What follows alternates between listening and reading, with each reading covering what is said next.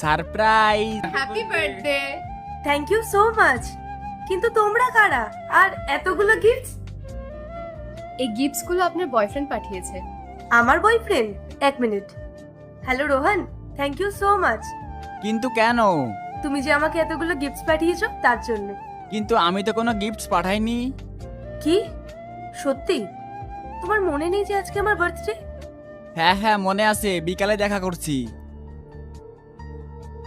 কি হয়েছে ম্যাম? কিছু না, এক minute. Hello Arnab, thank you so much baby for the gifts. Gift? কোন গিফট? তুমি আমার বার্থডের জন্য এতগুলো গিফটস পাঠিয়েছো না, সেই জন্য। আরে আমি কোনো গিফট পাঠাইনি, আমি তো যাচ্ছিলাম এখন গিফট কিনতে। বিকালে দেখা করছি তোমার সাথে। এরা যদি গিফটস না পাঠায় তাহলে কে পাঠিয়েছে? কি হলো ম্যাম, আপনি কি এই গিফটস গুলো নেবেন না?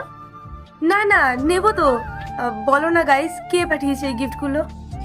কেন ম্যাম, আপনি জানেন না আপনার বয়ফ্রেন্ড কে? হ্যাঁ জানি তো। যে আপনাকে এই গিফটস গুলো পাঠিয়েছে তাকে যদি আপনি না চেনেন তাহলে আমরা এগুলো ফেরত নিয়ে যাচ্ছি। না না, ফেরত নিয়ে যেও না প্লিজ, বলো না কে পাঠিয়েছে। যে আপনাকে গিফটস গুলো পাঠিয়েছে সে আপনার পেছনেই দাঁড়িয়ে আছে। আমার পেছনে?